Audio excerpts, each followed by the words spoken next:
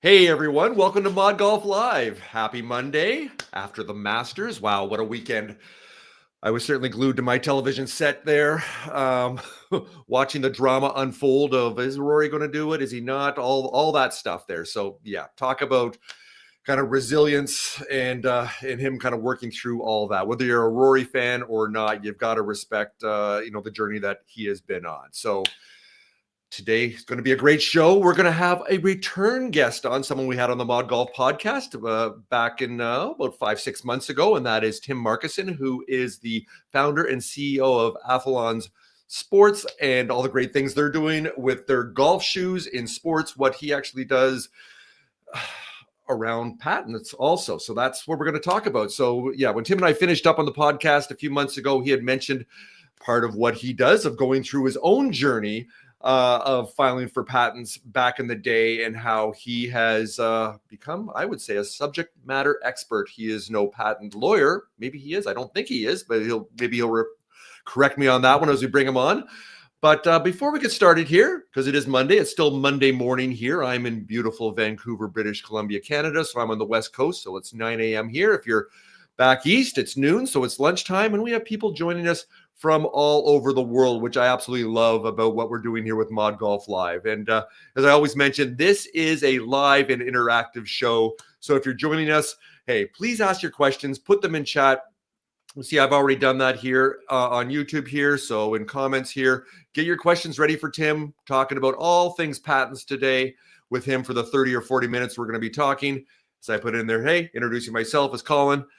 Hopefully you know me already. We're doing this for a while. And so yeah, let us know where you're watching from today. Introduce yourself. Don't be shy. Like I said, as we get going here, if you post questions on YouTube and chat here, I am more than happy to bring those up and give you part of your 15 minutes of fame. So to start out, as we always do on Mondays here, I'll start out with my Monday morning musings, and I'm getting excited. In a couple weeks time, I'm going to be getting on a plane, starting a 5-week trip. First starting going to Toronto, where I grew up, spending a bit of time there with family, playing a little bit of golf, shooting some video content for ModGolf, and then getting on a plane and going to Belfast for almost 3 weeks. So I'll be playing a little bit of golf before the Golf Business Technology Conference, where I'll be speaking at.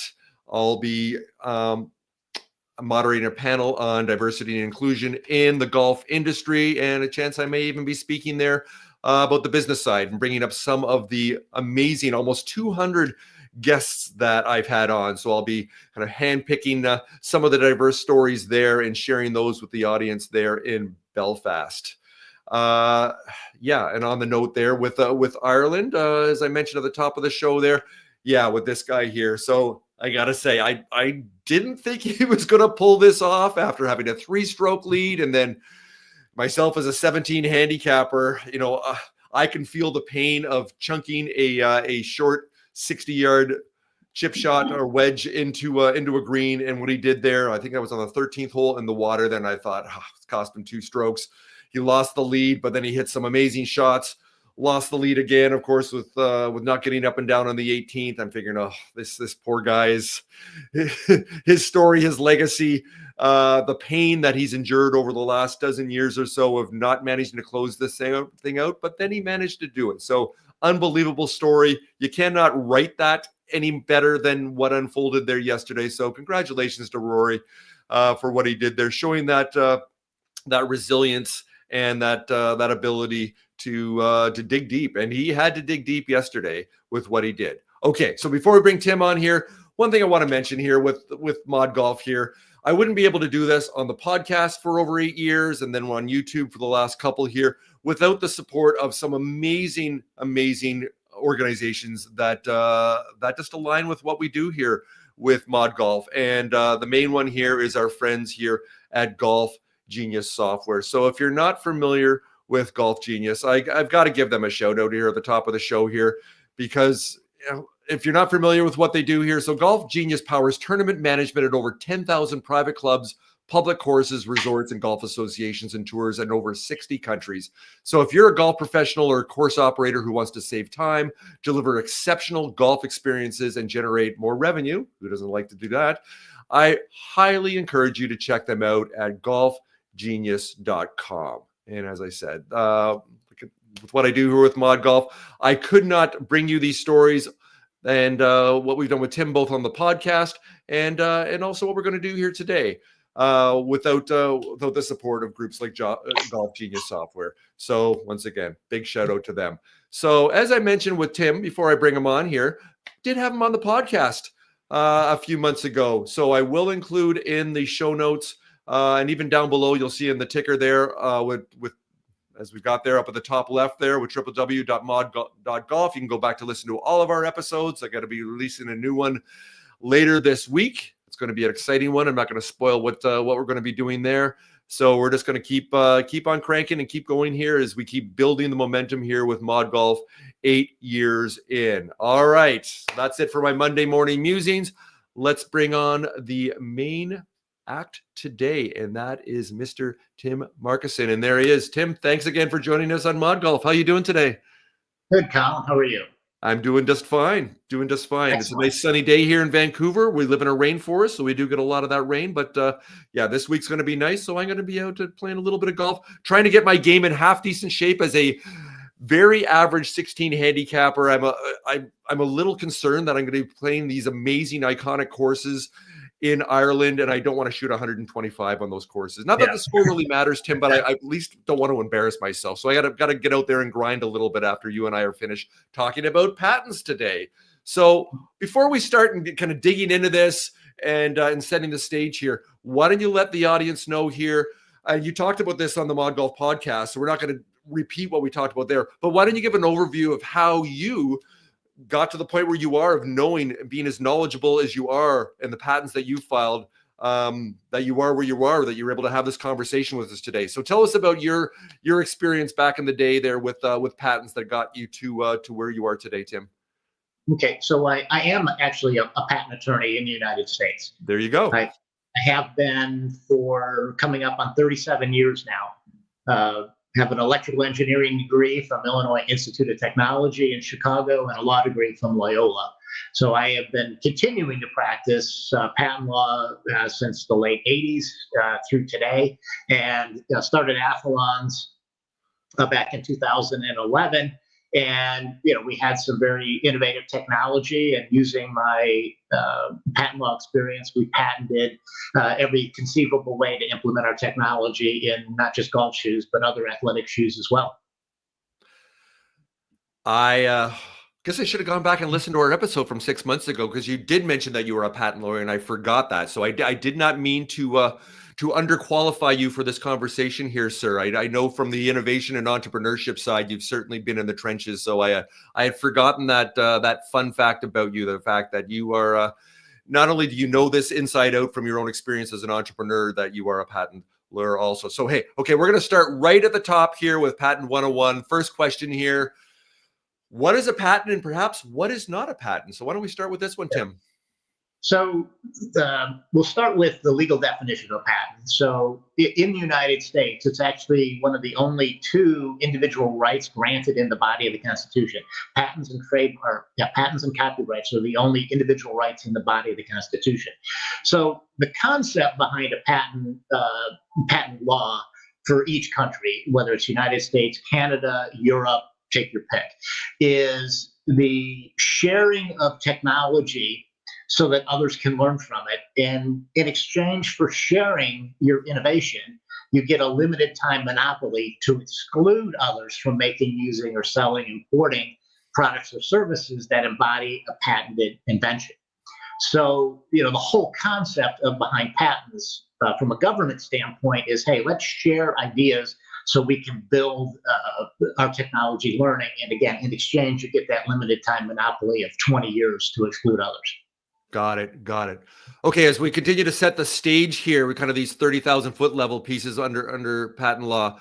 So why don't we go with the next question here? So I know with myself, I didn't quite know what a patent was, and between intellectual property and trademarking and kind of getting these things all confused. So what have you seen as the biggest misconception when people talk to you about patents and whether they need to, should, or file for one? Yeah. So really good question. There's multiple areas here, actually. So a patent is a form of intellectual property. So intellectual property is just that. It's an intangible asset. It includes patents. It includes trade secrets. It includes copyrights. It includes trademarks and trade dress. So patents are a particular type of intellectual property.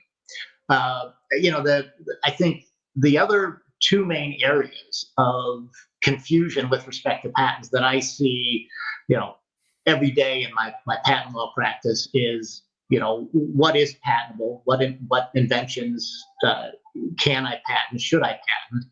And then the second thing is, what's the business behind patents? Because there's patents are essentially a business tool. So what am I going to do with the patents that I get? Is it worth the investment of patents to get them in the market I want to use them at? Got it. Okay, so you touched a little bit on the next question here, but I want you to dig a little deeper into this one. And so what is that legal definition of an invention, and how does that differ from what most people think of it? Yeah, so the legal definition in the United States, and it's in the United States statutes, says an invention means an invention or discovery. Okay. So it's a circular definition, which creates part of the problem. So there's no clear definition of what an invention is from a legal standpoint. And then the next part of the statute talks about, to get a patent on an invention, it has to be a new, useful, non-obvious machine, process, article of manufacture, or method of manufacturing, or composition of matter. So what most people think their inventive aspect is the resulting product. And other than for very, very simple technology, every new product, especially the more tech it is, there's tens to hundreds, even thousands of inventions to bring that product to life, to bring it to market. So a lot of our clients that we work with is to help them realize the full scope of the innovations that go into making their product and mapping out when and how they should file, so they really own their technology in the marketplace when the market starts adopting that technology. Got that. Can you provide us an example? I realize you may not be able to cite the client for confidentiality reasons here, but perhaps an example of you've had someone approach you and then you've had to let them know that what they have here is not patentable. It's not really an invention. It's not worth the effort of going through that. We'll get in later as far as kind of that process or the milestones of how you start to vet what should go through when you should patent. But perhaps you can give us an example here over the years of someone that came to you, really wanted to do this, and then you've had to say, maybe you should save your time and money and not do this. Yeah. So that happens frequently for various reasons. So one is, their invention is in such a small market. Say, the total available market is, say, $10-15 million a year. It's just the cost to get a patent and then the cost to enforce the patent just doesn't make a lot of sense. Or the technology's shelf life is only a couple years. So these are all factors that go into not doing a patent. And then the other thing is, somebody's already done it. Right. So that happens. So those are the primary reasons a lot of clients I advise not to do patents is, it's already been done for one reason, but there's just not the business justification to get patents, because it's $25,000 minimum to get a patent issued. And if you're going to litigate, you need probably 4 or 5 patents. And then the cost of litigation is probably going to be 10+ million and take 2 to 4 years. And it's probably going to be 5+ years after you file the patents before you'd even get into patent litigation. So it's a very long-term play with patents, and the dollars have to be there, the market has to grow, and the technology has to have a shelf life that's, at least 7 years long. So that's one of the areas that I see where we just advise not to. The other area where we advise clients, and this is the one that really hurts to say, but also hurts the client, is patent law says you have to pretty much file your patent application before you go public with the idea. Yes. Or you lose your right to patent.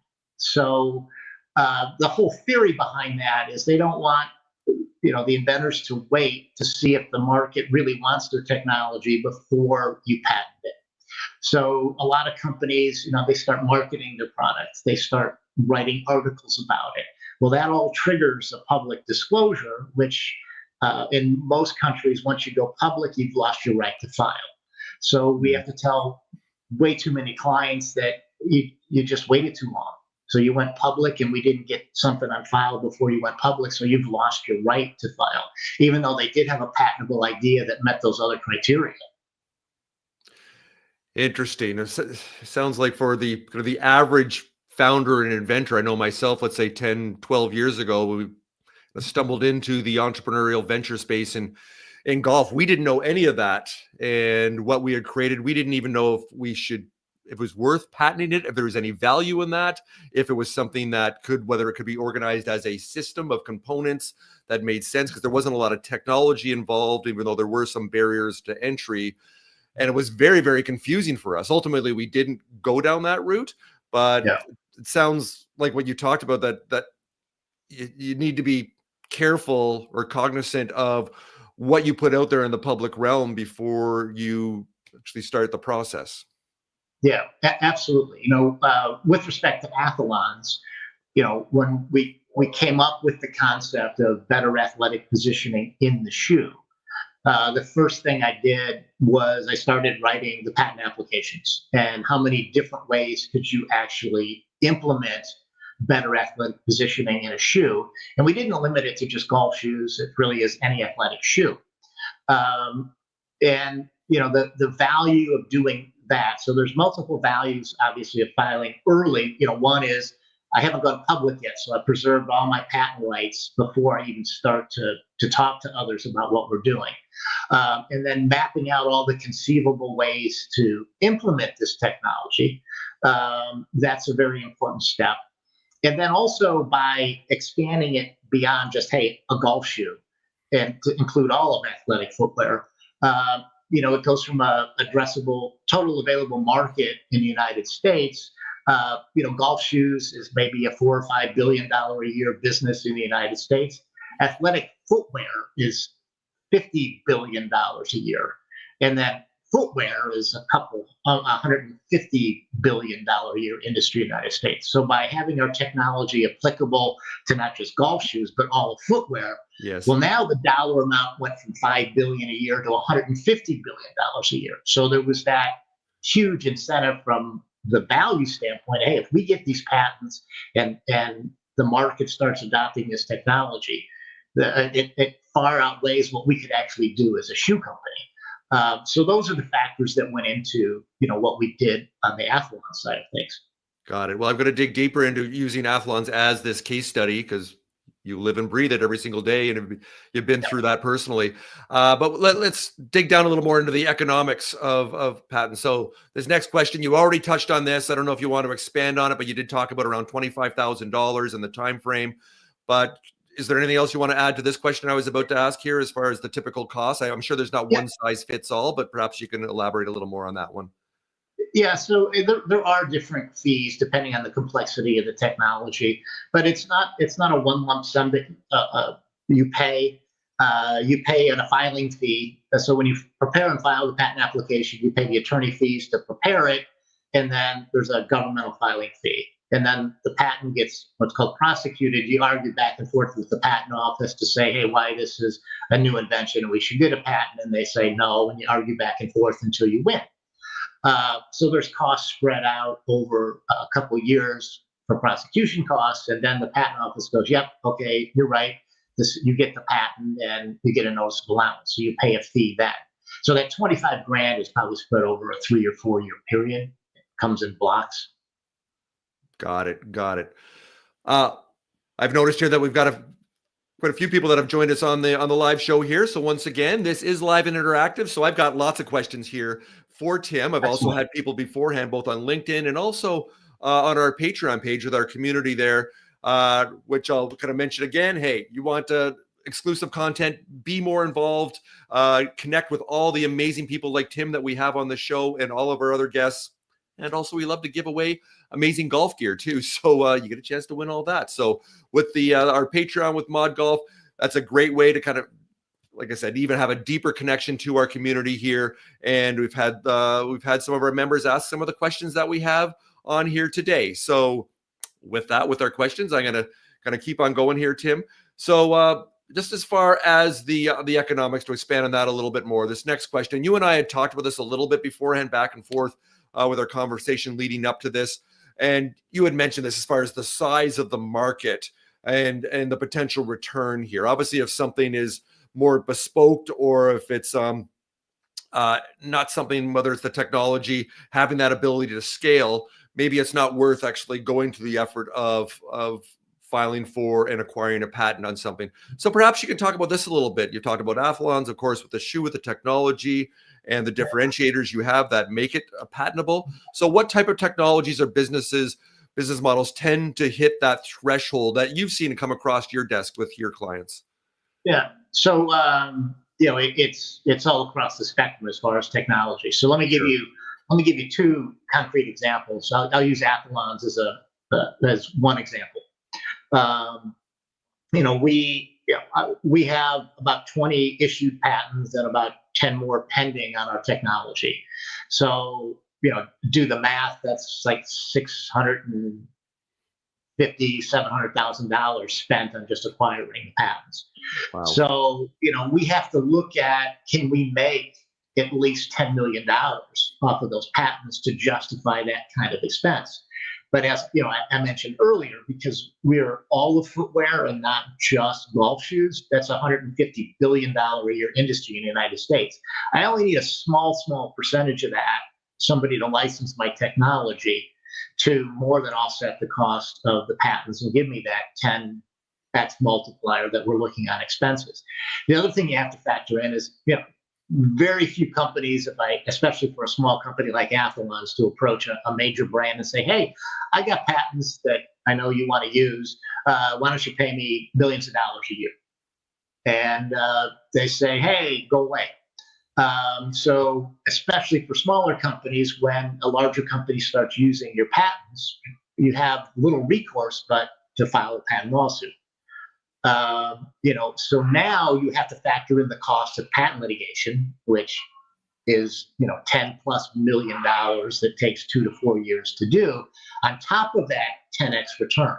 So now if, the patents with that 10x return plus the $10 million in legal fees, I have to look at something from an Athlon standpoint where I'm going to get $40 to $50 million in return to make it worthwhile to do all these patents. And, doing that math isn't that hard. Doing that analysis isn't that hard. But you have to know to do that analysis to go, yep, I need a good, robust patent portfolio to do this. So that's one concrete example. Another concrete example is a company that was based in Chicago. I won't use their name, okay. But they created a new type of digital storage for computing systems.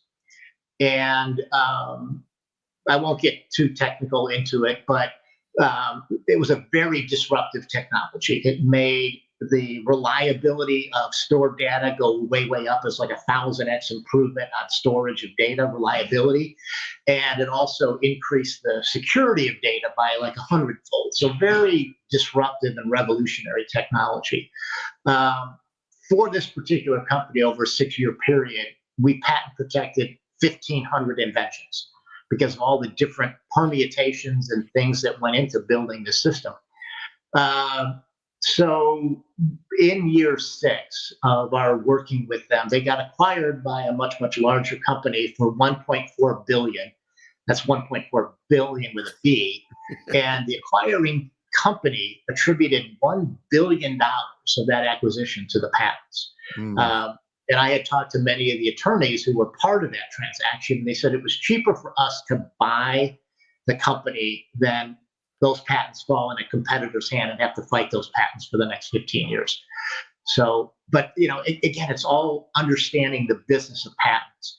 And and I use those two examples to show that for a company like Athlon's, the right number of patents was about 20.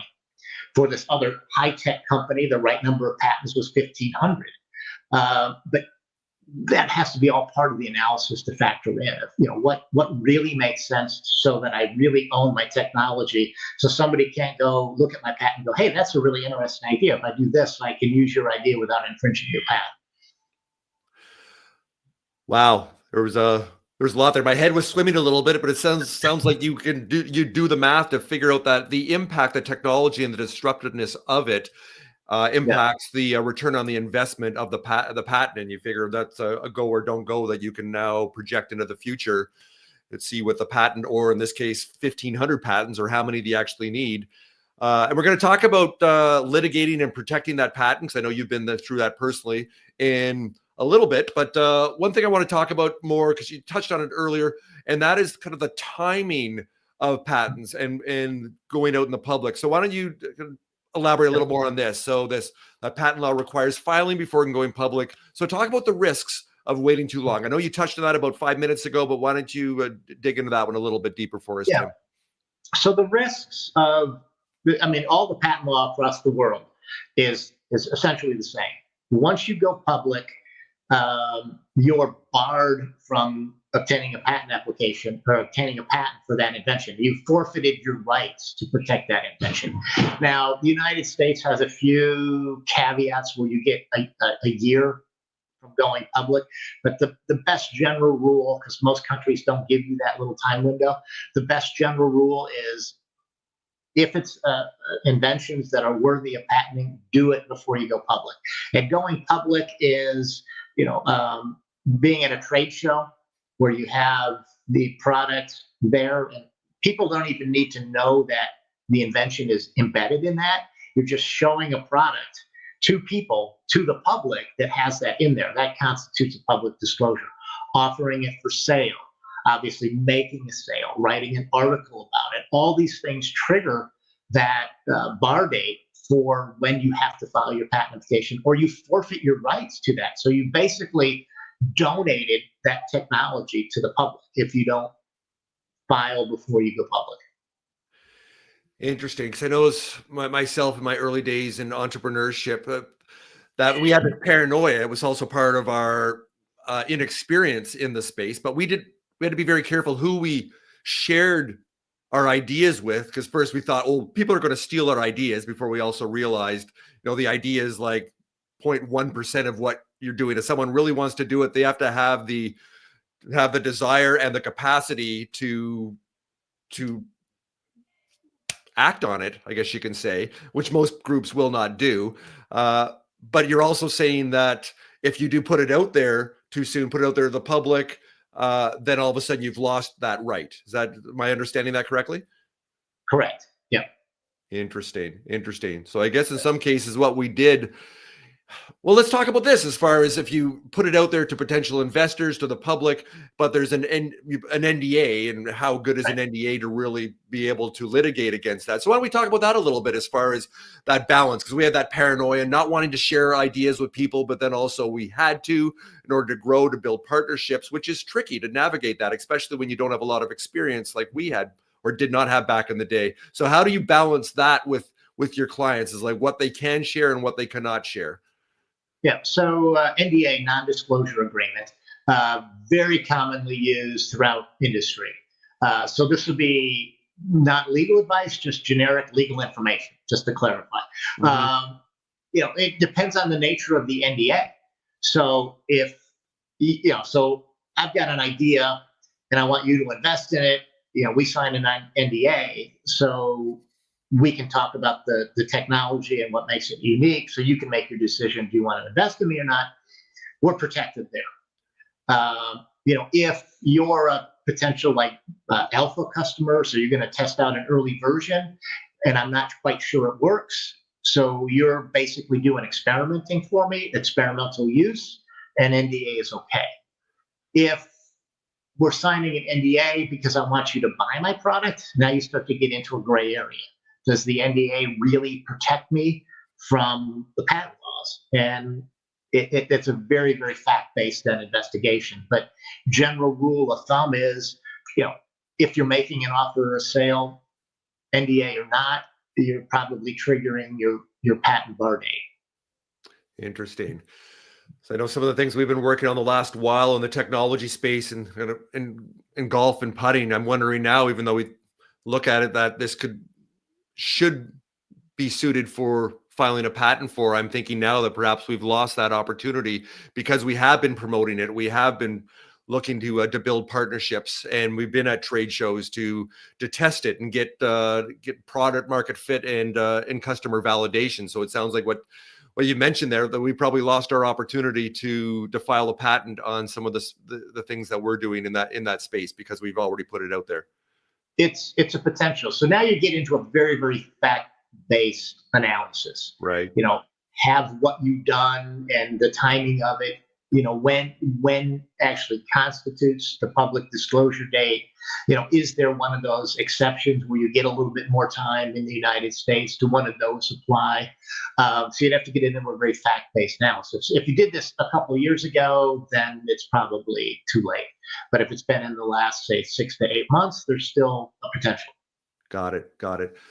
So I know with some patents that people aren't taking a white piece of paper and inventing something brand new that's never existed. They're taking existing components from different technologies and bringing that together to create something new and create a system. So can you elaborate on this a bit? So what's your advice on what to patent when a product could have dozens or even hundreds of innovative elements, or they're bringing other pieces in to create a system? Is a system something that can be patentable? Can you elaborate on that one a little bit? Yeah. So a lot of questions in that question. So let's start with almost every invention is built on existing inventions. Right. There's very, very few absolutely new technologies. So but that's the nature and intent of the patent system, is make things public so people can learn and technology can advance at a much more rapid rate than if everything's held in secret. So that's the nature of the patent system. So now, well, let me just give you an example, like a cell phone, the 5G cell phone. There are over 25,000 essential patents that go into making a cell phone. So based on the standards of how you need to make a cell phone, so that whether you're using an Apple or a Samsung or whatever, you can communicate. It's not a proprietary thing. They have standards bodies that dictate, okay, how do cell phones have to talk to the network? How does the network talk to cell phones? So that it's not manufacturer specific. Right. So there's over 25,000 patents that relate to 5G standard for cell phones. There's another 100,000 patents that relate to how you make a cell phone that aren't standard essential. So that's kind of the far end example of, holy cow, there's a lot of innovation that goes into these things. But for a particular company, so let's go back to the company that did the storage things. What we did up front with them is mapped out, what their technology was, and mapped out what we wanted their portfolio to look like, their patent portfolio to look like many, many years down the road. And then we identified the technical areas that they had to create innovations in, and then broke that down into problem sets and eventually into inventions. Like, okay, if we really want to own this piece of technology, we need to patent 80 inventions. So it's a very detailed analysis, and I don't know of another patent firm that does that type of analysis. They pretty much leave to the inventors, the company, decide what you want to patent. Then you kind of throw that to the patent attorneys, and they'll write you a patent and get you a patent. But the strategy behind what to patent and how to patent and the value behind it, that's pretty much left up to the companies themselves. And that's one of the things I've been working on for the last 20 years, is how to help answer those questions for clients. Good stuff there. Okay, someone's filed a patent, like Athlon's or your clients. It's a couple years later, and all of a sudden it pops up. I'd like to understand or hear from you how you go about learning if anyone is encroaching or infringing upon your patent. So that piece here, but let's talk about litigation for a few minutes here. So how common is patent litigation, and what should entrepreneurs know about that side of the patent world? Perhaps use your own personal experience of what you've seen with your clients. Excuse me. Excuse me just a second. I got a tickle. Sure. So just statistically speaking, there's about 400,000 patents issued a year. About 5,000 patents a year are litigated. Excuse me. So it's a relatively small percentage. But with respect to patent litigation, again, it boils down to a business tool. And for most small companies, they don't do an adequate job of patent protecting their technology. So litigation really isn't much of an option. But right. Again, going back to Athlons, we patent protected it, making forecasts of what the future would look like and what others might do with our technology, and patented all around that. So, and then, if you've got a disruptive technology, a technology that customers are going to want, and it's in a high dollar market, patent litigation is pretty probable. So Athlons actually is in litigation against a major brand right now. Okay. We did try to work out a licensing deal with them, but small company against a big company, and it's very common approach for large companies to small companies say, sue me. So that's what we ended up having to do, and we're still in that litigation today. So for a competitive market space where there's high dollars, patent litigation is pretty probable, especially if you want to get the value out of your technology that you deserve. Got it. Okay, the few minutes we have left here, so we want to talk a little more about the don't go of filing for patents here. So I'm sure you've had many examples of this in your career as a patent attorney here. So when someone arrives and you have a conversation and they're really wanting to go hard and file for a patent, so is there situations where you advise against filing a patent, even if the idea looks great? Are there certain checklist or don't goes that you use in order to establish this? So what I tell most entrepreneurs, actually what I tell all entrepreneurs, is getting the patents the easy thing. Yes. Because that's just money, and I know how to get stuff through the patent office. So that's not that hard. The biggest challenge is creating a market for that technology, because again, patents are about excluding others from using your patented invention. So if nobody wants to use it, your patent's not worth really anything. It's a expensive trophy. Right. So as an entrepreneur, you have to build a market. You have to make prototypes. You have to get customers to buy it. You have to generate that buzz around your technology. So to a potential acquirer of that technology, they go, hey, there's a market for it. This technology is valuable. Yes, I'm interested in acquiring you. Or you have to go the litigation routes if they choose to misappropriate your patented technology. So that's really what I tell entrepreneurs is, if you're not willing to do all those other steps to make your technology attractive to the market, then save your money. Right. Because the chances of patenting something and then somebody else actually using it in the market, you're much better off buying lotto tickets than that happening. Okay, so let's talk about writing a high quality patent. So what are some of the red flags that a patent may look if it's poorly written? And on the other side, what does a well-written and high quality patent look like? So, excuse me. Throughout my career, I've read tens of thousands of patents and written thousands and thousands of patents. And I would have to say, of the tens of thousands of patents I've read, about 50% of them are so poorly drafted and or prosecuted, they're essentially worthless. Right. It's the nature of the business. I mean, by law, an invention has to be something new. So I've always analogized writing a patent as like writing a term paper for a final. It's like I have to learn all this stuff and then I have to present it in a cohesive and logical manner. It takes a certain amount of skill and a whole lot of practice to do that effectively. In the patent industry as a whole, most people that get into patent law start out at doing what's called prep and process. That's preparing and prosecuting patent applications. And they do that kind of a stepping stone to get into litigation or licensing. So very few people, percentage-wise, make patent preparation and prosecution a career. That's what we have done, or what I've done, and what our firm has done that's what we primarily do when it comes to patent laws. We write the patents and we argue with the patent office to get them through.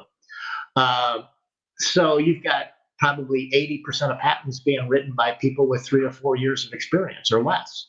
So the quality is just not there. So that should be quite concerning to anybody that's looking to get patents. So there's several red flags of knowing whether your patent attorney knows what they're doing or not. And it doesn't necessarily so much matter of the particular technology. It's what experience do they have in writing patents. So let me just, as an example, I am not a nuclear physicist, an electrical engineer, but I have a quantum computing client and I have a nuclear fission client, because I know patent law and I work with the client and resources to understand the technology. And I don't have to get a PhD in quantum computing. I just need to learn each individual invention as we move forward through their technology. So there has to be that willingness of the attorney to learn. So if they're like, hey, just you do all the write-up, big red flag, go find somebody else. And then if they write up a patent and they have all kinds of blanks and holes in there for you to fill in, big red flag, go find somebody else. Right. And then when you look at the claim, as the inventor, it should make sense to you. You ought to be able to draw a picture of it. And if you can't draw a picture of what's in the claim, that's a big red flag. Mm-hmm. So you have to either find somebody new in that firm or go find another firm, because the claims are what actually defines the rights that you get. So they could be this huge, massive technical disclosure in the patent application, and then they get into the claim and they add this. So this one example of a patent that I had worked on, I inherited from the inventor, decided to write it himself. He had this ratio of 100 to 1 between these two elements. So anything less than 100 to 1 didn't infringe. And this ratio of 100 to 1 was really irrelevant to practicing the invention. So there was this limitation in the claim that made the patent completely useless, even though the write-up was very technically well done, very well organized, but it had this limitation in there that made the patent useless. But those are things, if you know what to look for when reviewing a patent, you can see that, because I get calls all the time. Oh my God, so-and-so just patented this. It's like, all right, so that's just the title, that's in the abstract. Let's see what they actually did. Oh, but when you actually look at the claim, it's like, oh, they did this, this, this, and this. Oh yeah, we don't do that. But so that happens all the time. But if you're hiring somebody to write a patent, it's more about their experience with patents. What's their issuance rate? If they don't know their issuance rate, they don't know it for a reason, because it's not that good.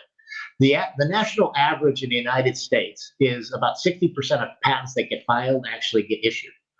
For our firm, we're over 95% on issuance rate. So if they don't know their issuance rate, it's because they don't want to tell you, because the data is readily available. So that's another big red flag. So those are the kind of things that as entrepreneurs you can look at if you're engaging somebody to write a patent for you. Does it make sense? It's your invention. It should make sense to you. If you can't draw a picture of the claim, it's not a good claim. Right. Okay, so as we finish up here, just a couple more questions before I let you go here, Tim. And by the way, all of this, the kind of the insights and nuggets of wisdom you've been providing here, not just for golf entrepreneurship, but for golf, I'm sorry, for entrepreneurs, innovators, startups, founders everywhere. This is incredibly insightful. So thank you for providing all of this. Before the last couple of questions, of course, you are in the US here. I'm up here in Canada, but the majority of our audience and viewers and listeners on the podcast are in the US. So if now they're thinking, oh, I'm considering this venture I think it's an invention that I want to consider maybe I should patent it or even investigate whether I should. How can they reach out to you for a conversation to vet this? They can just email me at, so I'll give my consulting email address. It's TMarkison, so TMarkison at MPP, so that patent, so MPPpatents.com. Let's see if I get this right. So that was MPP? Yeah. So MPP stands for Markison Patent Portal. It's a consulting business that we created that helps with the strategy part of the things of the patent business. So all the things we were talking about earlier in the show, that's what that business focuses on, is helping clients identify what they should patent and how, and mapping out the whole patent strategy for them. Okay, to repeat that one more time. So Tim Markison at MPPpatents.com, you said? Yes. Yeah. So that's 3 Ps then. Correct. Here we go. As I am the not only the host here, but the executive director behind the scenes, pushing some buttons and and twisting some knobs here. So I think I got that right, or I get that wrong? That looks right. Yep, that's there we right. go. All right, did it on the fly. All right, last couple of questions here. So you've thrown a lot at the wall here. I know my head is swimming here, but in a good way. You've helped to clarify a lot of things, but to kind of step all the way back here, take a deep breath. So entrepreneurs out there, those very first kind of steps, those initial steps that entrepreneurs, founders, innovators should take towards patent protection to even start to look at this is the first thing, perhaps talk to a patent attorney, or I'll let you elaborate what you think the first couple of steps they should embark on this journey to even see if it's worthwhile for them to go down that road. Yeah. So, again, another great question for entrepreneurs that we face that, we answer all the time. If you think you have something that's patent worthy, it does make sense to talk to a patent attorney to start figuring out when and how you can patent it. Especially if, I started Athlons out of my garage, so it wasn't like we were flush with cash and had all kinds of investors to start, which I assume, most of the entrepreneurs I work with are on a very, very limited budget. So a good patent attorney will advise that, hey, I think there's something here. There's multiple ways to file for patent protection. One of the most economical ways is called a provisional patent application. It's a watered down version of a patent. And it buys you an extra year, is essentially what it does. All right. For clients that are on a very, very tight budget, they do most of the work. And I just kind of guide them through to make sure that we get all the technical disclosure we want. So that gives them that year to do all the business analysis. But it really is the combination of going, making sure that, hey, this is something that I think is worth patenting. Make sure that you don't go public with it before you make that decision to patent protect it. But then, the biggest part is coming up with a business justification, not only for patenting, but for this innovation as well. Is there really a market for it? What's the competition like? What's the pricing going to be? Where can I get it made? How am I going to sell it? Those are the challenges with respect to Athlons that I wasn't, I really stumbled through, especially in the earlier years. I was a lawyer.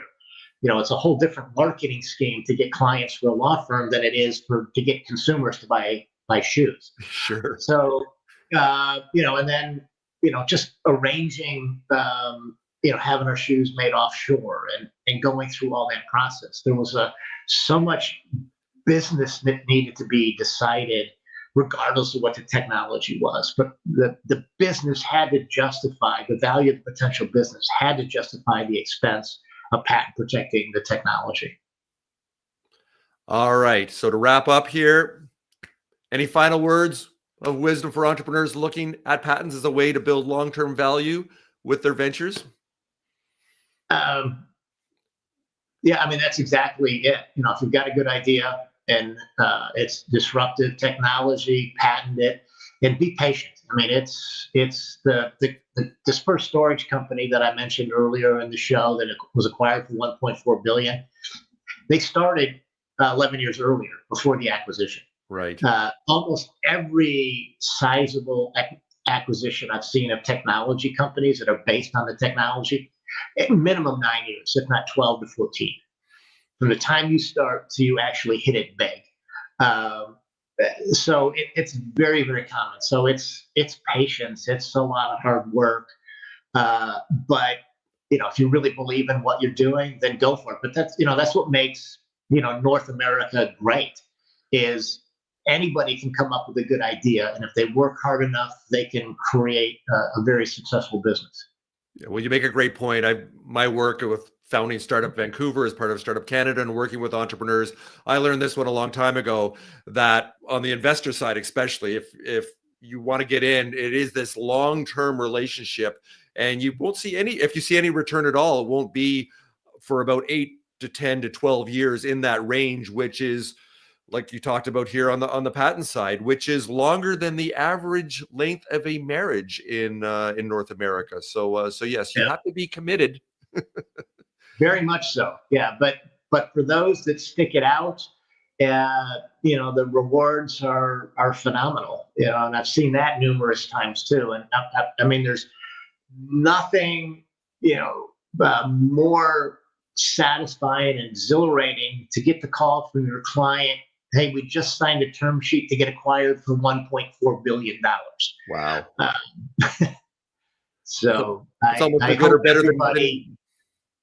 I was going to say that must feel almost as good as someone putting on a green jacket yesterday, maybe even better. For most, yeah, because the 1.4 billion acquisition is a lot more attainable than a green jacket for most people. That is well put. I think that's a great way to end things here. So once again, I put up Tim's email address there. I will include it down below in the comments there. So it's in the show notes here. So it's nice and easy to reach out to Tim, as we had mentioned there. And as I also talked about here, if I can pull this up really quickly here before we end, like I said, I had Tim on the podcast there. Love the conversation we had there. We actually took a deep dive into entrepreneurship and the work that Tim does with Athlons as the founder and CEO, and also rated on very, very deeply and succinctly and in a very helpful way today on ModGolf Live. So with that, hey, Tim, I want to thank you again for joining me today. Like I said, it's expanded upon. We talked about doing this for the last couple of months, and now your schedule's finally allowed you to freed up the time to join us here. So again, thank you, everybody, for joining us live here today. And also, we will follow up if you have any questions, if you're watching this afterwards. And we've had the good fortune now, as the YouTube channel with ModGolf expands. We've got getting close to 2,000 subscribers.